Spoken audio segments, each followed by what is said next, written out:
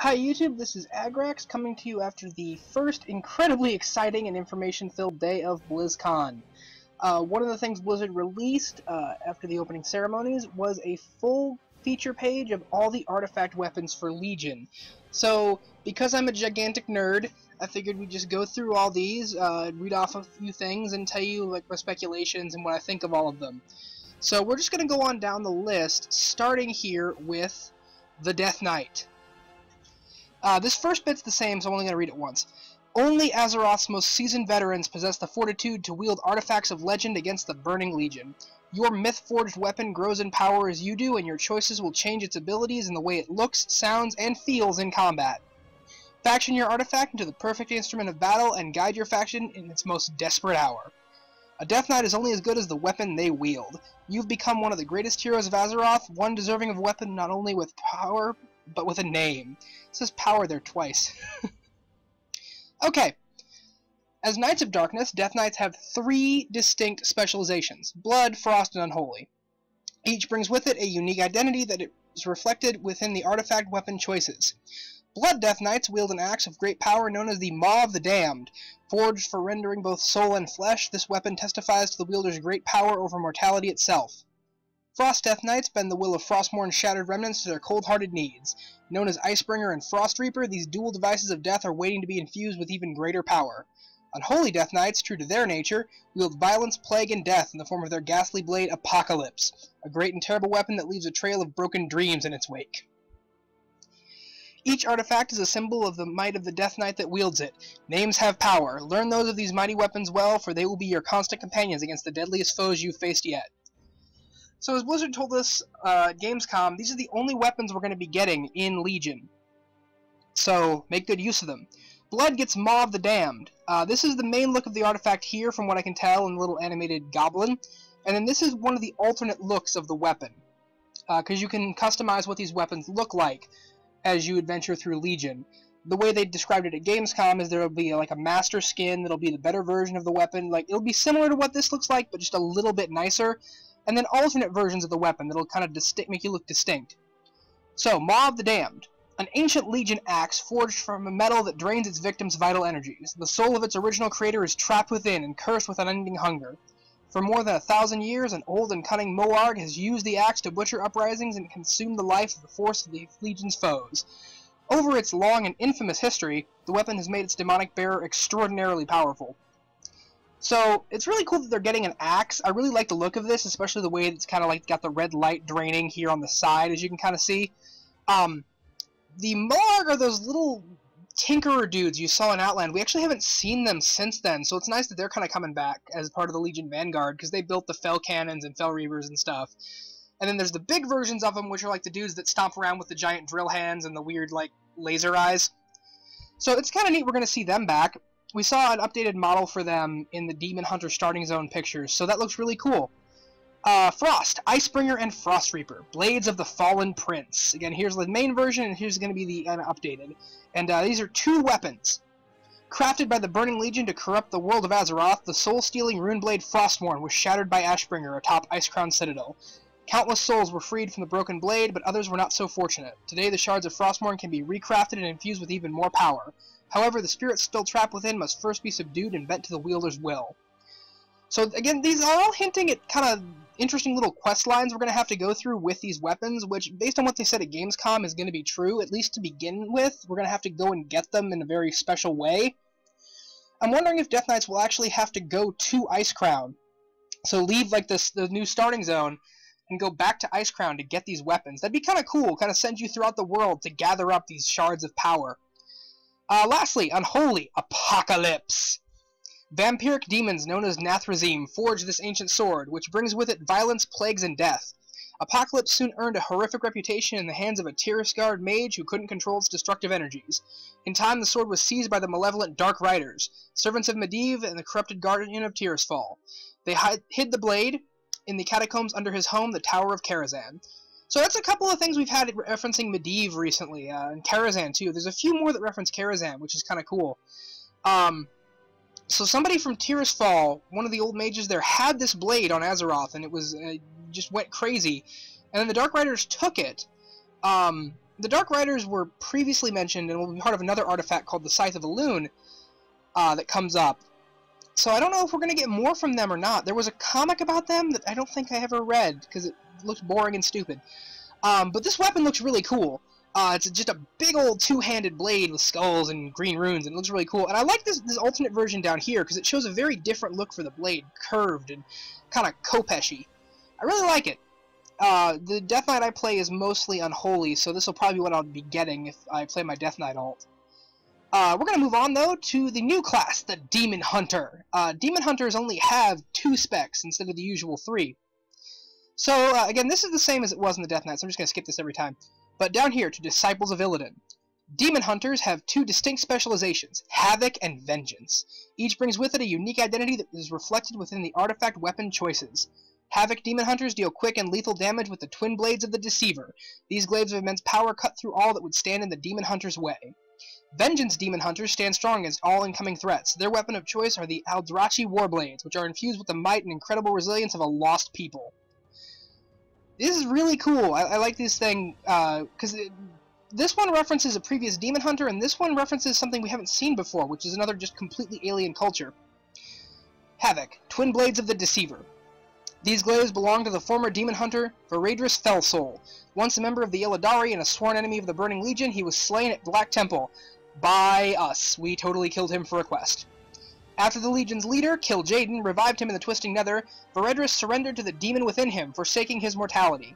In the process, he and his glaives were infused with great power by Kil'jaeden's Eredar allies. So I wonder if we're actually going to have Demon Hunters fight him at some point for these blades, because it doesn't say he lost them. He says he still has them. I also like this part here about Kil'jaeden reviving him, because we know from the whole Archimonde tweet thing that happened a long time ago that demons that have a soul connected to the Nether can be revived, and that seems to be how they're bringing Illidan back. So I don't know if he's able to come back to life like that. It's a confusing thing. It'll be neat to see the new lore that comes out of that. Going down here to the Eldrachi Warblades, these look really cool. I gotta say, I like the whole backhanded blade holding thing. That looks really neat. In ages past, the Dark Titan Sargeras offered the mighty Eldrachi people a place in his Burning Legion. But the Eldrachi proved incorruptible. They slew innumerable demons before their race was wiped out. Sargeras personally killed their greatest champion and seized his weapons. Much later, a demon hunter willingly became the servant of Sargeras' lieutenant Kil'jaeden. Pleased, Kil'jaeden bestowed the Warblades on her, that she might wield a portion of the Eldrachi's bygone might and devastate the mortals of Azeroth with it. So again, we don't know who these belong to. It just says her, so it's going to be some kind of female demon hunter. Like I said, these look really cool, and I like the fact that it references a completely unique race we've never met before, the Eldrachi. I wonder if we're going to get some more about them. Like, maybe one of their, like, homeworlds we eventually go to in a future expansion to fight off the Legion. Again, I like the back... These look like Zul'jin's swords from the Amani Trolls. He has that one very distinct backhanded kind of blade just like this that looks really cool. I wonder if that's going to be one of the skins for this, is like Zul'jin's blade. That'd be really cool. Alright, moving on to Druids. Guardians of Nature. Druids have 4 distinct specializations: Balance, Feral, Guardian, and Restoration. Each brings with it a unique identity that is reflected within the artifact weapon choice. Balanced Druids wield the Scythe of Elune, a weapon that demands a true understanding of what balance means. Those who are not strong enough are easily pulled in by this magnificent weapon's tides and become mastered rather than the master. Excuse me. Feral Druids carry what is far more than a symbol of their fierce resilience in the fangs of Ashamain. Infused with a primal power of old, they will serve well in the fight to come. Guardian Druids exemplify the term Force of Nature. With the claws of Ursoc to aid them, they will become a formidable wall of fur and rage, withstanding any who dare face their might. Restoration Druids are great friends to nature and masters of the ways of healing. With a branch of Gahanir, the mother tree, in their grip, they stand ready to hold fast against any who dare disturb Azeroth's stability. Scythe of Elune. This is one I was really hoping Druids were going to get, and it's really cool. I like the crescent moon right there. That's really neat. This mystical artifact was created millennia ago from the Staff of Elune and a fang of the wolf demigod Goldrin. The Scythe of Elune carries a long and unsettling history for Druids. Those who are not careful enough to can easily be overwhelmed by Goldrin's spirit, which infuses the Scythe. Tied to the origins of the Worgen on Azeroth, the Scythe is said to possess untold lunar power for the Druid with balance enough to keep control. So this is a very storied artifact in Warcraft history. There's actually a bunch of questlines in the game that refer to it, and it pops up again and again, so I wonder where they're going to get this from. It's integral to the Worgen starting line. It plays a big role in Darkshire's storyline. It's a really interesting artifact, and I'm glad we're finally going to get a hold of it. It's one of the cooler Druid artifacts. It actually dates back to the War of the Ancients, when Goldrin was injured by a demon, and the fact that he was injured by that demon caused the Light of Elune to hurt him, which is why he would howl and go crazy. And the idea is that druids who would shift into wolf form, or the pack form that eventually became the Worgen, would go crazy with Goldrin's rage. And so the idea that this staff requires you to keep a very delicate balance makes it an ideal balanced druid weapon. And it's going to be really cool looking at this with the updated Moonkin models. And I like the kind of corrupted version of the staff we've got down here. It looks like there's like an eclipse going on. That's really neat. Feral, Fangs of Ashamain. The massive Grey Panther Ashamain, one of the first wild gods, was one of many to answer the call of the demigod Cenarius and defend the world of Azeroth during the War of the Ancients. She fell in battle against the Legion, but saved countless lives in the process. A great shrine was built in her honor in Val Shara, and her fangs were adorned and put on display there. It is said they still carry much of her power. Again, this is the base weapon look, but with Feral and Guardian Druids, it actually modifies what your form looks like. So this is what you would look like in cat form, one of the many choices. I really think this is one of the absolute cooler ways of customizing your character, making the form look different. And really goes a long way to help out druids who for a long time have had issues with like transmog and stuff, because as they're a cat, you don't really see that.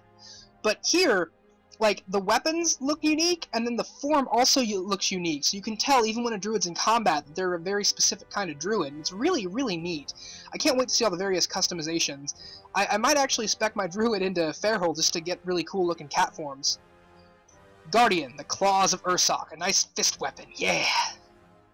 Forged from Titan steel by the Titanic Watcher Keeper Freya, these claws were her gift to the great bear Ursoc, one of the wild gods. He wielded the claws in countless battles until his death during the War of the Ancients. Although his body faded, the claws remained, and the legends say a fragment of his spirit lingered within them. After wresting the claws away from Ursoc's Furbolg followers, a band of druids took the claws to the Emerald Dream, sought out Ursoc's spirit, and returned the claws to him for safekeeping. So, what's interesting here is that the Ancients are now called Wild Gods a couple of times, which is really neat, I think, because it kind of shows their place in Azeroth, because there's a whole bunch of different animal spirits that are called different things. Like, you have the Loa, which are the troll spirits, the August Celestials of Pandaria, and then the Ancients, and now they're called the Wild Gods. Ursoc was brought back in the... I can't remember if it's Ursoc or Ursol that was brought back as part of the Wrath of the Lich King, part of Grizzly Hills, where you had to fight him off. But again, because these Ancients live on in the Emerald Dream, Ursoc is still there, and it looks like druids are going to have to maybe go into the Emerald Dream and get them from him. This kind of nightmare corrupted bear form it shows down here is, again, really, really cool. I really like the way it looks. And I like that it's a fist weapon. I always have a soft spot for fist weapons, even though my main can't wield them. And Restoration, Gahanir the Mother Tree. This is a single branch taken from Gahanir, the first tree, which was gifted to mortal druids by the demigod Aviana long ago. Its connection to the mystical Emerald Dream serves as a healing and stabilizing influence on the world of Azeroth. In recent times, druids have used this staff to hold back the corruption and madness of the Nightmare. As a result, satyrs within the Nightmare are desperate to see Gahanir destroyed. I'm probably not pronouncing that right, but whatever. I like the fact that it looks like a stag's horns up here, while also got that kind of living branch thing going on. It's neat we're getting more Emerald Dream lore out of this, because we're going to see more of the Emerald Dream in the actual expansion, but this lore is really cool. And seeing this, because it's connected a lot to the Ancients, so we have the Scythe for Goldrin, the Claws for the Night Saber, the Fist for Ursoc, and then this, even though it's not really connected to Maloran specifically, it feels like it kind of has a thematic connection because of the way the thing looks. And then you have like a corrupted version down here, connected to like the Emerald Nightmare. So it's looking really cool, and since my main druid actually is more of a healer, it'll be neat to kind of own that staff and see what it does. Alright, moving on. Hunters! Masters of the Hunt. 3 distinct specializations: Beastmaster, Survival, and Marksmanship. Each brings with it a unique identity that is reflected within the artifact weapon's choices. Beastmaster hunters are uniquely bonded with the beasts they hunt, blurring the line between predator and prey. To offset the dangers they face in the wild, they wield the rifle Titan Strike, a techno-magical engineering marvel, perfect for staying on target. Good job, Blizzard. Marksmanship hunters are the best at killing from afar. Having a trustworthy weapon in hand is vital, and no finer bow exists than Thasdora, Legacy of the Windrunners. Survival hunters are masters of enduring the wild, using traps and snares to bleed their enemy. With the ancient touch Talon Claw, Spear of the Wild Gods in hand, they can finish their foes with one final thrust. So this is, survival hunters are becoming melee hunters in Legion, and this is actually a name change. It was called the Eagle Spear at Gamescom, so the name may have not been finalized, and the fact that it's specifically related to all the wild gods and not just like an eagle is kind of neat. Titan Strike, a rifle, a legendary artifact rifle, which is kind of neat. I mean, a lot of these things are old weapons, so you wouldn't think that rifles, which are kind of new to Azeroth, all things considered, would be used. But they actually kind of put it in really well. A peerless example of techno-magical engineering, the Titan Strike was designed by Keeper Mimiron, a Titanic watcher and brilliant inventor, and a mecha gnome. That's important to me, because I play a gnome. Securely housed in the heart of the rifle, a relic known as the Thunderspark powers the Titan Strike, harnessing the essence of storms and focusing it into concentrated blasts of energy. The rifle's power source can also be credited to Mimiron, who devised it for his comrade Keeper Thorim in ages past. So you're not shooting bullets, you're shooting thunderstorms at people. If that isn't epic, I don't know what is. I mean, look at that thing. You're gonna shoot thunderstorms at people. Just BAM! Lightning. It's great. Marksmanship. Thasdora, Legacy of the Windrunners. A proud heirloom of the Windrunner family, Thasdora was carved from a bough of the mother tree of Eversong Woods shortly after the elven kingdom of Quel'Thalas was founded. Handed down to the eldest of each generation, the bow was last wielded by High Elf Ranger Captain Illyria Windrunner. It disappeared along with its owner following the destruction of the Orcs' homeworld Draenor and the subsequent formation of Outland. Okay, so Blizzard is teasing us again with Illyria Windrunner. According to information from the Darkmoon Fair at BlizzCon, the story of Thasdora will be the story of Illyria Windrunner. We will see her. She is going to show up.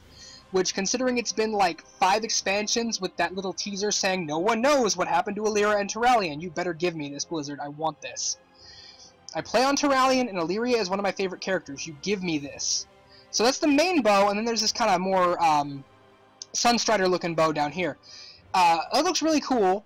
I'm really looking forward to seeing what they do with the story for that. I really look forward to all the stories of these. I'm probably going to play through so many of these on alts, just because it looks like the story attached to them all is going to be really neat. Talon Claw, Spear of the Wild Gods. The High Mountain Tauren crafted this spear, which predates the first demonic invasion of Azeroth by more than 10,000 years... Oh, predates the first demonic invasion of Azeroth more than 10,000 years ago. Okay. I thought it was saying that 10,000 years before the War of the Ancients they made this. No. It just slightly predates that. Talon Claw's wielders have fought alongside many guardian animal spirits, also known as Ancients, to defend the world of Azeroth and its wildlife in particular. Over millennia, these Ancients have bestowed their blessings upon the weapon, imbuing it with a portion of their power. So, sort of like the cloak from Mists of Pandaria was imbued by the August Celestials, this has been given power by the various Ancients, like Aviana, Goldrin, Tortuga... no, it's Tortula. Tortuga is the Pirates of the Caribbean port. All those people. So it'd be really cool to see how this goes. I wonder if you're going to have to, like, seek out various Ancients and maybe get their blessings to power up the artifact. And, like, here's more of a wolf version of it, whereas this one is more eagle-based. So that looks really, really cool. I'm looking forward to seeing how that plays out. Mages! Mages have 3 distinct specializations, Arcane, Fire, and Frost. Each brings with it a unique identity that is reflected within the artifact weapon choices. Arcane Mages wield Aluneth, Great Staff of Magna, a great and storied weapon of old that has more than proven its worth in battle against the Burning Legion. What better weapon for a Fire Mage to wield than the sword of Fellow Malorn, known as Flame Strike in its native language? A weapon with a proven history that will prove invaluable in the fight to come. Ebon Chill is a most suitable weapon for a Frost Mage. Its very name will freeze the hearts of the enemies. This great staff was wielded by the first Guardian of Tirisfal and has seen its own share of battles. Alright, so Aluneth was previewed in the preview trailer that we got at Gamescom. So I'd been saying for a while it was probably the Arcane Mage weapon, and it is. Was notably wielded by, for a time by Egwene, the only female Guardian of Tirisfal, although its stories indicate that it is far older than she. She is said to have found the staff roughly a century after she took up the mantle of Guardian, and to have wielded Aluneth in many battles against the Burning Legion. Several years before relinquishing her title, she retired the staff, but none know where she may have stored it. So this might be the staff she used to fight Sargeras' avatar with. That'd be really cool. I like the kind of arcane but also sort of time thing going on, because arcane mages have been slowly getting more time magic kind of stuff as the expansions have gone on. And then there's this kind of fell lightning-looking one down here, so that'd be a cool alternate. I'm looking forward to maybe learning more about Egwene, because she is a very interesting character in Warcraft lore that kind of gets ignored, because a lot of the stuff she did happened before the first game. Alright, Fire, Thalomalorn. Flamestrike in its native tongue, Thalomalorn was born into battle by members of the Sunstrider family as they proved their valor in the War of the Ancients, during the Troll Wars, and against the Death Knight Arthas Menethil. After it was destroyed, Prince Kael'thas Sunstrider reforged the sword to be even stronger and used it against the Lich King, trading several blows with demonic Runeblade Frostmourne. Ultimately, Kael'thas was forced to retreat, and the sword was lost in the fringe wastes of Northrend. So yeah, that's why Kael'thas didn't have the sword with him when we killed him in Burning Crusade. So I wonder if Fire Mages are going to go to Northrend to get this. It's interesting that we're going to get a very Blood Elf weapon, but it's going to be wielded by all the other races. I wonder if there's going to be some unique stuff if you're a Blood Elf wielding this, the same way there was with the Runeblade you got in Northrend.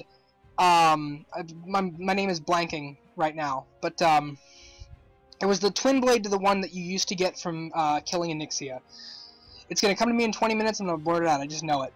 But I really think this is a really cool weapon, and it's nice that a mage is getting a sword. You know, everything is all staves with mages most of the time, so it's nice to be seeing a sword.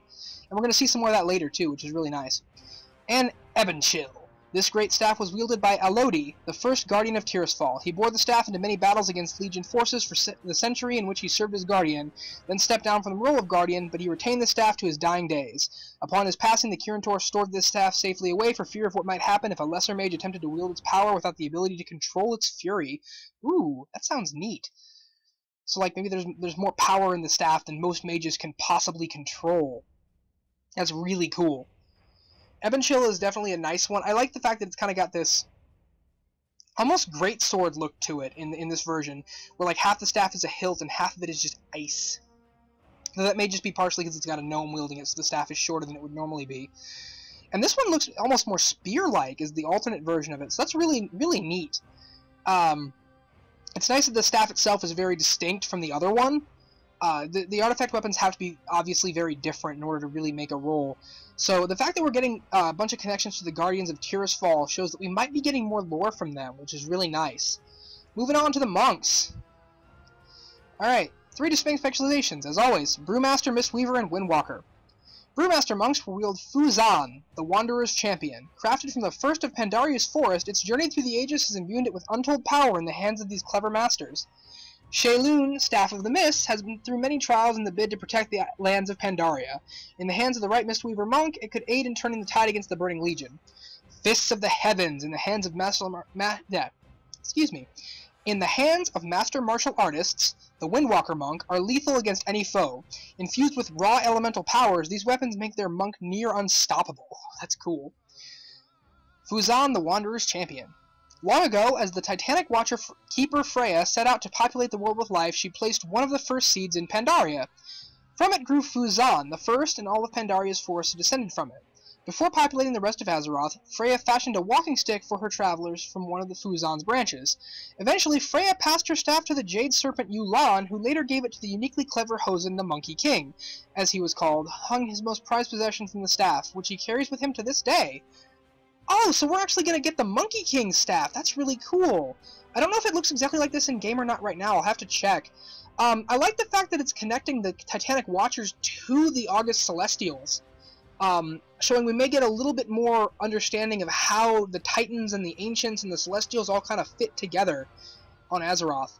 And again, it's just a really cool staff. I like the little stein and the bottle coming from it, and then over here you've got the big keg. That's really neat. I'm glad we're also getting some more Pandaren lore, because I loved Mists of Pandaria, and I love the Pandaren as a race, so it's nice to see some more stuff from them. During the last Pandaren Emperor's reign, a prophecy arose that a ruthless legion would invade the world of Azeroth and leave it shattered. To save his people, Emperor Xiao embarked on a series of trials, taking with him the ancient staff Shaylun. Afterwards, he used his newfound wisdom to become part of the land. He made Pandaria into a separate continent and enshrouded it in mist to protect it. His staff clattered to the ground where it lay until the monks of Tian Monastery found it and brought it to the Terrace of Endless Spring for safekeeping. Ah, that's neat. So we've got Xiaohao's staff, and here you can kind of see a bell motif, and then this one is more Jade Serpent based. Xiaohao is a really cool figure. You can see video of his trials and his walk through Pandaria as he conquers the Shah. He's very important to the lore of how Pandaria came to be shrouded in mists. So it's really neat that we're getting his staff as the Mistweavers use those same mists that he used to protect Pandaria to protect the rest of the world from the invasion of the Legion. That's really neat. And then Fists of Heaven. Fists of the Heavens, excuse me. Thousands of years ago, the famed Tolvir smith Irmat crafted a pair of magnificent handblades. Unsatisfied with his work, Irmat tried to capture the essence of Alakir the Windlord to infuse into his blades. Alakir was not amused. To spite the smith, Alakir poured unspeakable amounts of raw elemental fury into the handblades. When Irmat attempted to unleash their might, a great vortex sprang up and engulfed his city and scattered the weapons to the winds. That's really neat that we're getting some Tolvir lore here, which is completely at odds with the monks that are all based in Pandaria. So that's really cool that it's kind of bridging those two things. And I wonder if we might get a little bit more Tolvir lore out of this, because the Tolvir are a really interesting race that almost nothing was done with Cataclysm. So it's kind of neat that we're going to be getting these handblades that are, for a monk, a Pandaren, very Pandaren-centric class that was made by a completely different race. So that's kind of cool. Paladins. Now we all know what one of these is going to be, but let's take a look at the rest. Alright, for holy protection and retribution, holy paladins wield the power of the light in the form of the Silver Hand, a hammer that has been seen countless battles and felled many foes. In the hands of this holy crusader, allies are invigorated even in the most desperate fight. Protection paladins wield the shield Truth Guard to stop what would seem unstoppable. Its history is written in the tiny imperfection on its surface. In times of great darkness, this barrier stands between all that is good from all that is evil. The name Ashbringer has long struck terror into the hearts of those who faced its power. Its reemergence into the hands of the Retribution Paladin is no mistake, a ready ally to mete out justice on those who must be judged. Alright, Silver Hand, named for the... I wonder if the order was named after this weapon. As one of the Titanic Watchers, Keeper Tyr bore this weapon in countless battles against the Titan's enemies. When one of his fellow keepers, Loken, fell to corruption, Tyr and his allies stole the Discs of Norgannon to investigate the extent of Loken's betrayal. Discovering the theft, Loken sent horrific monsters after Tyr's group, but Tyr sacrificed his life to fight these creatures after his comrades escaped with the discs. His hammer was lost with him somewhere beneath the lands now named in his honor, Tirisfal. Oh, that's really cool! We're gonna get some more lore of Keeper Tyr, finally! He was one of the most mysterious parts of, Wrath of the Lich King, because his terrace was just empty, and we never found out what happened to him. And we've been wondering for a long time what was going to come of him. He showed up in the novel that explains the origin of the Dragonflights. Are we going to actually see where he's buried? Are Paladins going to be able to go see that? That'd be really cool. I like there's also the book in the offhand here. This is a really awesome weapon. I also like we're getting a little bit of lore about why the Discs of Norgannon are down in Oldham, which is really cool. So I don't know how, what we're going to see out of all this, but Tyr is a really cool character, and I'm glad he's kind of showing up here. Truth Guard. Oh, hey, Tyr shows up again! The Titanic Watchers, Tyr and Arcadius, crafted this shield when their comrade, Loken, fell to corruption. They gave Truth Guard to a Reichhold champion who used it to expose Loken's treachery. When Tyr and his allies later stole the Discs of Norgannon and fled, the champion stayed behind and held off many of Loken's servants. A desperate Loken sent horrific monsters after Tyr, who fell in combat. In time, the Reichhold champion migrated to Stormheim in the Broken Isles, where the shield was eventually entombed in the path of the blocked by the picture. Okay, this is really, really cool. We're getting a lot of Titan lore here with this one. It's a really nice looking shield and sword combo. And I really like the fact we're getting Vrykul lore and lore for Tyr. So Tyr found out Loken was corrupt before we went to Wrath of the Lich King's content, but the rest of the Keepers kind of just found out when we did. So I wonder if everyone else was just kind of kept quiet about it, or if we're going to learn more about what Tyr actually did. I like about Legion, it's bringing in a lot of stuff from previous expansions and kind of expanding upon story elements that were seemingly dropped. So it's really going to be cool to see this. I just love the look of that shield. It's just so cool. And Ashbringer. We all know this blade. King Magni Bronzebeard forged the Ashbringer from a piece of crystal purified by wielders of the Holy Light. This gave the sword strange light-bearing powers. It was named for its ability to slaughter undead, leaving nothing but ash in its wake. Ashbringer passed through several hands, serving both light and shadow, before it came to the legendary paladin Tyrion Fordring, who used it to shatter their Lich King's rune blade Frostmourne atop Icecrown Citadel. Tyrion has carried Ashbringer with him ever since.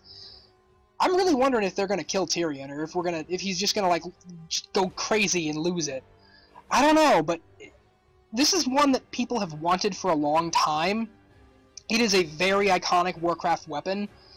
They gave out the Corrupted Ashbringer in the original version of Naxxramas, and a whole bunch of people were like, can we purify it? Can we purify it? Can we get it? There were a whole bunch of hints about maybe being able to purify Ashbringer, and then eventually it never happened. It just came to Wrath of the Lich King, and just Tyrion had it. For a while, I think it was Righteous Vengeance. One of the Paladin abilities lets you wield a version of it. It would kind of temporarily turn your weapon into it, but that was phased out, I think, around Legion. So I think maybe, no, around Warlords, excuse me. At the start of Warlords, I believe. So I wonder if they were planning, even then, to actually give you Ashbringer. So this is a very iconic weapon, so it'll be kind of neat to see what we do with it. Alright, we're in the home stretch here. Priest.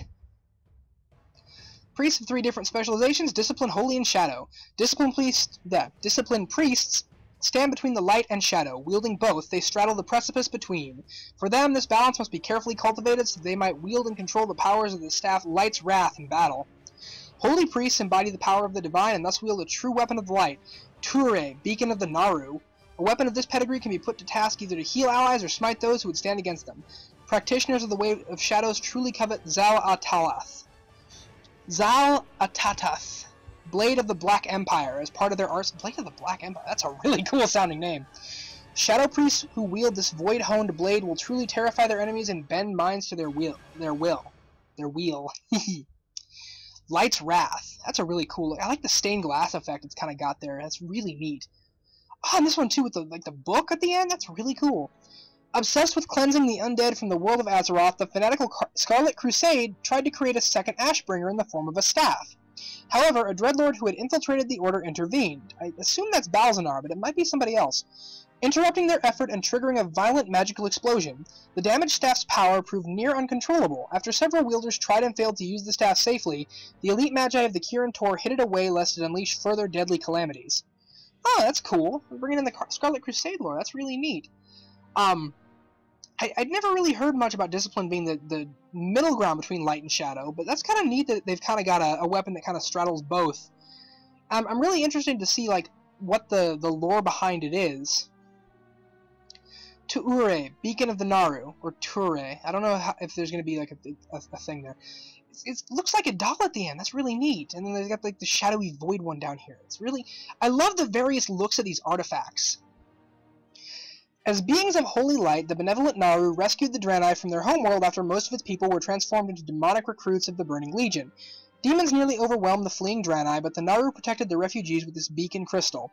Tuure channels the light's essence into healing radiance, regenerating horrific wounds and bringing people back from the brink of death. Ultimately, the crystal was lost to Legion forces on an invaded world. It hasn't been seen since. Huh, is we gonna see somebody from the Legion, like, carrying this thing and purify it? Are we gonna find it? I don't know. Because we have our version of Prophet Velen still alive. So I wonder how this is gonna play into that. It's a really cool staff. I'm eager to learn more about the Naru. They're a really cool race of beings, and the fact that we didn't learn a lot about them in Warlords is kind of sad, because we really had the chance to meet with them. And then Zal-Atatath. Zal-Atath, okay. Zal-Atath, Blade of the Black Empire. This terrifying dagger was made from the claws of an old god eons ago, and dark priests use it for ritual sacrifice during the height of the Black Empire. After the old gods, Zal-Atath was hidden away by cults. It has surfaced from time to time over the course of history, inevitably associated with some horrific ritual or disaster. The blade has a will of its own. It uses powerful void energies and mind magic to warp everything around for some nefarious purpose. There's a little difference between these two, but these are really similar in terms of how they look. But it's interesting to see something connected to the old gods as well, because we know the old gods are connected to the Nightmare and a whole bunch of other stuff. So it's going to be really interesting to see how this kind of connects to it, and if we'll learn more about the Black Empire, which was basically, I think that's maybe it's the old god's name for the Akir Empire that the Trolls eventually fought off, back when they were the Akir, before they separated into the Kiraj, the Nerubians, and the Mantid. I don't know, because we also know that the old gods might have more followers out in the Twisting Nether just roaming around space. So it'll be neat to see like what this connects to and what it tells us about the old gods. I wonder which old god it's from. Like, is it from Yashiraj, so he's actually dead, or is it one of the ones from Cthulhu, or N'Zoth, or Yogg-Saron, or even like a fifth one we haven't met yet? It'd be really interesting to find out about. Rogues! Alright, combat rogues have been changed to outlaw rogues, probably because combat was something all the rogues did, and combat was kind of hard as a way to describe something. So, assassination... Oh, they actually changed... Okay, it's theft, assassin, outlaw, but then it's still subtlety here. That's weird. Assassination rogues will be able to spend quality time getting to know Anguish and Sorrow, twin blades made for ruthlessly dispatching those who are caught in their wielder's sights. These are precision tools, perfect for finding their mark and eliminating them. Outlaw rogues are the unscrupulous combatants of Azeroth. They bend the rules, change them, and put them to those who would stand against their choices to task with the dread blades, fate and fortune. These blades are meant to cut deep in toe-to-toe combat. Subtlety rogues will enjoy the silent elegance of the fangs of the devourer when they strike at the enemies from within the shadows. These daggers bite with all the venom of a viper, quick, stealthy, and deadly. It's interesting that they're all dual wielding, and two of them are daggers. That's kind of neat. So, Anguish and Sorrow. The Orc Warlock Gul'dan had these blades made for his personal assassin, Garona. These blades are said to drink blood and inflict traceless poison, leaving little sign of their grim work, the perfect tool for an assassin. She used them to carry out countless atrocities while under Gul'dan's control, including the murder of Stormwind's King Lane, whom she had befriended. Afterwards, in anguish, she asked a trusted ally, Meryl Winterstorm, to help hide these blades away and hope that they'd never be used again. Oh hey, we have Meryl Winterstorm, who was later possessed by a demon and turned into Meryl Fellstorm, show up here. That's kind of neat. I wonder, since it references the assassination of King Lane and Meryl Winterstorm, these are our Garona's blades, not the one we meet on Draenor, but the original Garona's original daggers. So that's going to be interesting to see. I wonder if we're going to meet up with Garona, because she's popped up a couple of times, but then gone back into hiding almost immediately afterwards. So I don't know. It'll be neat to see. Alright, the Dreadblades. Fate and Fortune. Shortly after the Cataclysm, Admiral Eliza Goreblade discovered a pair of ornately crafted cutlasses inside a recently unearthed wreck not far from Booty Bay. Though the origins of the blades are unclear, their power was not, as Eliza quickly made her name known pillaging countless ships across the Great Sea, none able to best her in combat.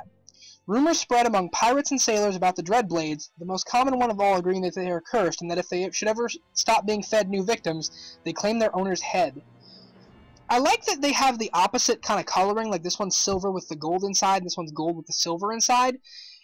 They look Night Elfish in origin. I don't know if that's necessarily true or not, but it'll be neat to see if we maybe learn what these blades are from as the rogues go along, because there's not a lot of information about them, and they're clearly mysterious, more mysterious than the other ones. So it's really neat to see that we're having these, and it looks like they're actually going to be swords as opposed to daggers. So it looks like Outlaw, formerly Combat, is still going to be a dual-wielding sword class, and it looks like this version is more of a rapier, which is kind of neat. Fangs of the Devourer. Gorma the Devourer, Sargeras' personal hound, claimed countless lives before it was eventually ambushed and killed in another world long ago. Following the hound's death, Mephistroth had its fangs crafted into two powerful daggers that still carried with them some of the potent, withering essence that made Gorma's bites so deadly. These daggers were passed to Akari, one of Sargeras' most deadly assassins, who wields them to this day. So it looks like we're going to eventually kill this Akari, who's probably a corrupted Minari Eridar, and I think Mephistroth is mentioned later with the Warlock stuff. So that's going to be really neat. They're actually fangs of a demonic hound that was Sargeras' personal dog. That's kind of neat. I like the fact they have a Worgen wielding them, and these are hounds of a dog. So this is going to be really cool. It's nice to see some demonic ties in the Rogue as well, so we're going to get some more information about Sargeras and the Legion from that. Shaman! Alright. 3 specs, Elemental, Enhancement, and Restoration. Fury of the Storm runs through the vein of Elemental Shamans, as it does through the Fists of Ra-Den. Only a true master of the elements can wield its power. Enhancement Shamans meld the power of the elements with their prowess in combat. For them, no weapon shall suffice but one of legend. Doom Hammer! In close combat, a Master Shaman can draw out its true power. Restoration Shamans wield the Scepter of Ashara, a weapon of great healing and restoration. Theirs is the way of harmony with nature and its purification, but when conflict arises, this weapon will prove a powerful ally. Alright, looks like we're going to get a fist weapon and a shield with it as well. Amun-Thul the Highfather, leader of the Titan Pantheon, entrusted his greatest servant, Highkeeper Ra, with this artifact, which could channel the fury of the storms. Ra used it to bestow life on the Titan-forged Mogu race, and he wielded it in battle against the Black Empire for years beyond counting. Later lost to Ra, the weapon was ultimately recovered by the August Celestial Zwen, who saw its immense and dangerous power and chose to safeguard it until someone worthy could take up the weapon in a righteous cause once again. So, Ra, eventually the Keeper Ra-Den, is the one who Lei Shen, the Thunder King, defeated in combat and gained the power to wield lightning himself. So this is like, it's almost like we're taking Lei Shen's power too, which is really kind of neat, because Lei Shen was one of my favorite villains from the Mists of Pandaria patch cycle. And the fact that you have like the claw here, and then this is like a heart of a storm, kind of drawing in electricity and energy and swirling around, is really neat. And again, I like the fact that we're connecting the Titans and then the August Celestials, which is a really nice connection, because again, it's going to show us how these things are all interconnected within the world of Azeroth. And speaking of World of Azeroth, here's a weapon that's totally not from it. Forged in elemental lava on the orc homeworld of Draenor, this massive hammer is connected deeply with the elements, and its true power is only awakened in the hands of those who can speak to the elements in kind. The Doomhammer was long wielded by Orgrim Doomhammer, one of the greatest orc warriors of the Horde, and now rests with Thrall, one of the most powerful shamans Azeroth has ever known. So since Enhancement is a dual wielder, they give you Doomhammer and then an elemental offhand. Even though, weirdly enough, Doomhammer is a weapon we actually have two of, because we have the copy that Orgrim still had on Warlords of Draenor's Draenor, which is slightly amusing to me. But this has the Frostwolf emblem, so it's clearly Thrall's Doomhammer, so I wonder if he's going to hand it over to us, or what? Like, I don't think they're going to kill Thrall, but if they do, kudos to Blizz. That's going to take some balls. There's not a lot to say about Doomhammer. It's a really storied weapon, but it's kind of one that I think some people are kind of worried about getting, because it's very orcish, and we've just had a very orcish expansion. But I personally think it's a really cool weapon to put in the hands of players. And the Scepter of Ashara, and we clearly have a shield and a staff here. A powerful scepter crafted by Queen Ashara long ago before her transformation into a Naga. The scepter swirls with waters from the Well of Eternity prior to its corruption, granting the scepter great magical and restorative powers. The Scepter of Ashara was lost during the War of the Ancients, shortly before Ashara and many of her followers were swallowed by the sea. Taken up by surviving Night Elves who knew nothing of the power it truly held, it was buried in an unknown priestess's family tomb in Asuna, waiting to be discovered by someone who could unlock its potential. It's weird that we're getting Ashara, a master of arcane magic, having possessed a Restoration Shaman's weapon. That's kind of neat that we're kind of showing these things aren't always entirely tied to who wielded them. I have to wonder if she made the shield too, though, because like it only mentions the scepter, and there's clearly a shield connected. So maybe like the scepter goes in the shield, because it looks like there's a space here that have two water globes circling, and if there's like a hole here, it would be enough room to put the scepter in the shield somehow? I'm not sure. But that looks really cool. We're actually going to do Warlocks last, because it's my main, so we're going to skip to Warriors real quick. Warriors, again, have 3 specializations: Arms, Fury, and Protection. Arms Warriors are patient fighters, ready to use their heavy two-handed weapons to their advantage at key moments in a fight. It's no wonder they gravitate to weapons like Stromkar the Warbreaker, one of the mightiest greatswords in the world. Fury Warriors are tenacious foes who revel in maximum carnage. With the war swords of Valajar in their arsenal, they are sure to slake their bloodthirst on the battlefield. Scales of the Earth Warden are the most fitting armament for the Protection Warrior. These fighters are a wall of opposition against any who would stand against them, and with their shield at their command, they are truly unstoppable. Stromkar the Warbreaker. This greatsword was born into combat by the barbarian warlord who first united humanity under a single banner, founding the nation of Erethdor. A master tactician and strategist, King Thoradin went on to play a critical role in the ending of the Troll Wars. Later the sword was lost when it was being used to subdue a Sithraxi monstrosity in a forgotten tomb beneath Tearsfall. What is a Sithraxi? That is going to be neat to find out. It sounds old goddish, but I've never heard that before. Abandoned and all but forgotten, Stromkar has been slowly drinking from the shadowy power there for over 1,000 years. That's going to be really neat to see, because it's neat that they're doing King Thoradin, because that's also the name of the king of Ishgard in Final Fantasy XIV. It's a very common name. I think, in kind of fantasy, because it sounds kind of like Thor. But that's a really interesting bit of lore there. There's some kind of thing called a Sithraxi, and it's in a forgotten tomb beneath Tirisfal. And we know that there's been something corrupting beneath Tirisfal for a while, so I wonder if that's going to show us what that is. Fury, War Swords of Valajar. In ages past, the Titanic Watcher Keeper Odin, it's basically Odin, it's O-D-Y-N, betrayed the sorceress Helia, killing her and twisting her spirit into a spectral Valkyr. He forged this pair of swords for the mightiest of his Stormforged Valajar, but Hela stole the swords and infused them with a portion of her rage.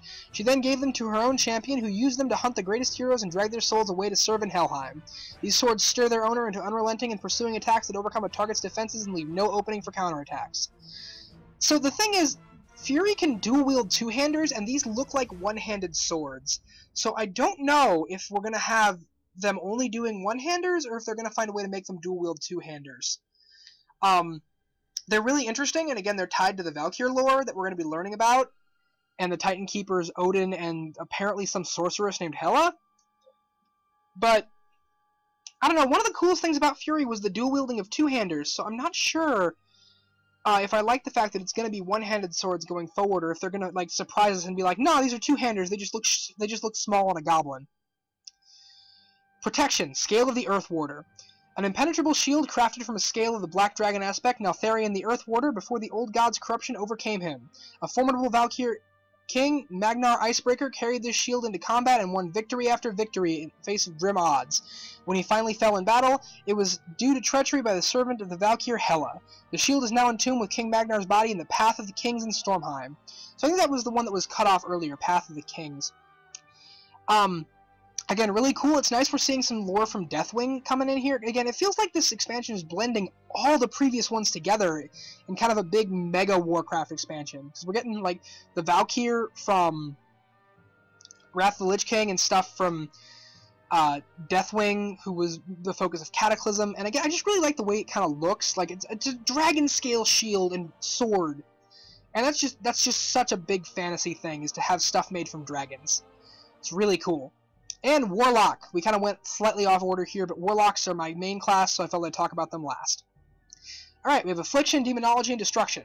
Affliction Warlocks are masters of shadow magic, indulging in fell energies that wither away their life force over time. Their weapon of choice is Ulthalesh, the Deadwind Harvester, a great scythe that harvests the souls from its victims, taking power of their own. Demonology Warlocks are masters of demons, summoning them forth to do their bidding. With the skull of the Manari in hand, they are able to command and empower the greatest of these malefic beings.